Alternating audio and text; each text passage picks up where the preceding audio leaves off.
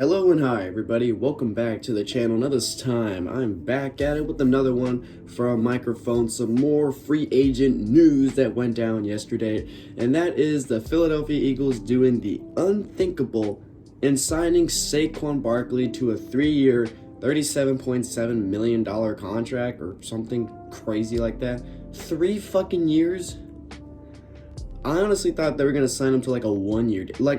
When I first heard the rumors about the Eagles really heavily pushing on Saquon Barkley, I was excited, but at the same time I was a bit worried and concerned about this because, Saquon Barkley, he's a great running back. He was great when he was with New York. The only thing that I'm really worried about this, don't get me wrong, he's a great running back. Great signing from the Eagles. My biggest worry is, can he stay fucking healthy? Because it's like every time I look at Saquon Barkley, he's fucking injured. Was he injured last season? I don't even remember. At first, I remember back in the 2022 season, I would hear a lot about Saquon Barkley, and then towards the end, I would not hear shit about him. And I was like, did he have a downfall season? And then I looked, and he's like, no, he has crazy stats. So he's obviously still good. He's just injury prone, sort of. So if he can stay healthy this season, I really hope the Eagles can run the ball more this season, because we've been inconsistent running the fucking ball. I don't know what it is about us, we just cannot run the ball. And I feel like if we can run the ball more, especially with Saquon Barkley, and if our line can stay good, I know Jason Kelce recently retired, so we're gonna have to hope to God we find a replacement for the center. I think Cameron Jordan's going to take that spot because I heard he's going to replace Kelce. But as long as the Eagles can actually run the ball more, we got a new offensive coordinator, so hopefully he'll be smart enough and at least run the ball more this year. I feel like we'll be better this year. I have a feeling we'll be better contenders this year than how the fuck we were last year, so we'll just see how the fuck this goes. Me personally, I feel like this was a good signing. But as long as he stays fucking healthy, I feel like it will be good. But the thing is, the same thing happened almost 10 years ago, I think, where the Eagles signed DeMarco Murray, and that turned out terribly. So, yeah, I'm pretty sure Microphone's gonna be explaining that in this video because he literally just showed it in the video that I just reacted to before this. So, with that being said, if you haven't yet seen the video for yourself, then be sure to go see it. The link to the original is in the description. So, with that being said, let's get into this. For the Eagles, I think it's a solid move. I think Jalen Hurts needs a running back like this in the backfield. Barkley is reportedly going to the Philadelphia Eagles on $37.75 million, 26 of that guaranteed. It has been a crazy day of NFL free agency today, and it's been a huge day for NFL running backs today. But there's one team in particular that did the There's 5 running backs that signed crazy deals with new teams. absolute unthinkable. As a matter of fact, there were multiple teams. So before we get to the content, make sure you drop like, subscribe, and turn on our notifications to help the channel grow. Now that we get all that out of the way, Yeah, I think I heard that Josh Jacobs went to the Packers. Aaron Jones or A.J. Dillon, one of those running backs, went to the Vikings. And, Tony Pollard went to the Titans. So meaning Derrick Henry's probably going to go somewhere else or even retire. every year you'll see all of the Okay, there's another sponsor. I'm just going to skip that. year, a bunch of NFL running backs got together and voiced their frustrations over the fact that none of them were getting long-term contracts. They felt like they were being used. How could they not feel used? I remember select that. a running back with your first-round pick and then keep him for 5 years and then franchise tag him for an additional 2 years. That's 7 years of a running back, and you never have to sign him to a long-term contract. This was a very big problem for a lot of running backs in the NFL, and the first running back to break the mold and make sure he secured a long-term contract was none other than Jonathan Taylor. Jonathan Taylor got a huge contract extension after being a second-round running back and rewarded the Indianapolis Colts with playing half the season, being injured, and having a sub-1,000-yard receiving season. Regardless, I said this was a great move by the Indianapolis Colts, considering the fact that Jonathan Taylor got the contract when he was 24 years old. So going into free agency this year, we were all looking at the running back position to figure out what the market was going to be for these running backs. it's crazy. This running back class It's in crazy. recent memory. Players like Josh Jacobs, Tony Pollard, DeAndre Swift, and the cream of the crop of this class, Saquon Barkley, were all available to sign for teams that needed them, in addition to Derrick Henry. So we opened up this morning with some chilling news, particularly if you're me and you're a Dallas Cowboy fan, by finding out that the Chicago Bears are signing DeAndre Swift to a 3-year, $24 million contract. For some reason, when I saw DeAndre Swift there, I immediately thought we re-signed him, but then I saw that the Bears did it, and I was like, oh shit, never mind. I mean, don't get me wrong, DeAndre Swift was a decent back. We just didn't fucking run the ball enough. I have a feeling. But he was a good running back, but honestly, like, he probably took a better deal at Chicago. And to be honest, I didn't really understand this deal. Just like Brett Coleman, I thought, why would they do this if they have Roshan Johnson? But at the end of the day, DeAndre Swift had a remarkable season for the Philadelphia Eagles. I'm really happy to see him get his back. He also gets the opportunity to face off against the Detroit Lions twice a year and join an up-and-coming Chicago Bears offense, especially if they keep Justin Fields and Justin Fields running back and potentially having those zone read opportunities. Because he was a Lion could be a lot of fun before DeAndre Swift being an after Eagle. having a career season for the Philadelphia Eagles. But this also meant one thing. If the Eagles are fine with DeAndre Swift leaving, then who are they going to get to shove Jalen Hurts' butt cheeks into the end zone every single time they get Who will be the culprit to literally pressing Jalen Hurts' butt cheeks just to get at least a yard or two? Who will it be?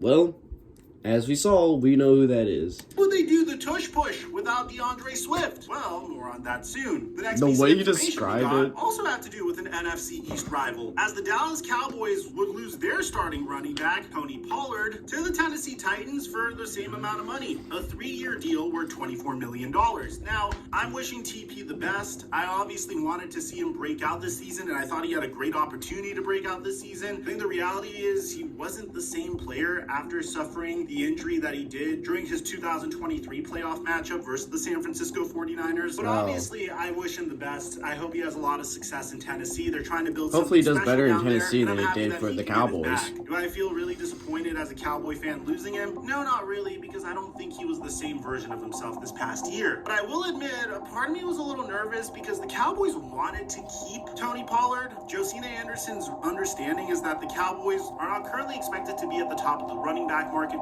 compensation-wise in free agency. Dallas is expected to continue to survey the market within I swear if they get Derrick Henry, I'm going to be pissed. Accordingly. My personal prediction for the Cowboys is going to be Derrick Henry because he's 30 years old and he's not going to command that much money. But Diana Rossini even echoed this, saying that the Cowboys were in on Tony Pollard. The Giants and Vikings had their eye on him too, but he took the bigger payday with Tennessee per sources, and I think that's the right play if you're a running back in this position. Who did the Giants take? Now things would just get running back? crazier from here because, again, you would hear that the Eagles and the Texans were in this bidding war for Saquon Barkley. Josina Anderson even saying, I'm told the Eagles are showing interest in Saquon Barkley. Her source will see how things continue to develop for Saquon league-wide. And it was between the Houston Texans, which apparently You weren't made from. Yeah, I noticed that the Texans and Eagles were just in a fucking war, and I was like, oh shit, this is intense. was being heavily recruited by CJ Stroud and the Philadelphia Eagles, who were giving him more money. So between the Eagles' financial How do we have that offer much and the chance money? to play the Giants twice a year are both appealing I'm surprised to we even Saquon have that Barkley much per money. league I thought we were source. somehow Texans are over the heavily cap. involved, though, with former Penn State football star at launch of free agency. Barkley has been recruited by CJ Stroud through the process. It's really funny because there's this one 10-year-old tweet of Saquon Barkley saying, I hate the Eagles, but I would love to see Mark Sanchez win a ring. But we would have to put that on pause. What's going to happen with Saquon Barkley? In the meantime, we found out that Josh Jacobs agreed to a contract with the Green Bay Packers. According to Ian Rappaport, the Packers are expected to sign Josh Jacobs, sources tell me, and Tom Pelissaro. So far, we didn't hear anything about Aaron Jones. So I think the plan for the Green think Bay he did go to the Packers is Vikings, to move Aaron forward Jones. with Aaron Jones and Josh Jacobs and have one of the best running back tandems in the entire NFL. Oh, never mind. He just got released. A lot of people thought that the Packers were going to keep Aaron Jones and pair him with Josh Jacobs. There's so Then much the happening. Packers and Like, even while making this video, like, there could be something going on. Like, you know what? Fuck it. I'm gonna go on TikTok, because I'm following creators that, like, tells, like, some NFL fucking news. And let's see what the fuck is going on. Oh, wow. As I'm speaking, Joe Mixon went to the Texans. Another running back. as I'm fucking speaking. Look, Derek, fuck. There's like so much happening. Like even recording this video, there's still stuff happening. Like god damn, I don't even have time to breathe and there's so much shit happening. This free agency is just through the goddamn roof. Like nobody even has time to breathe before the next signing.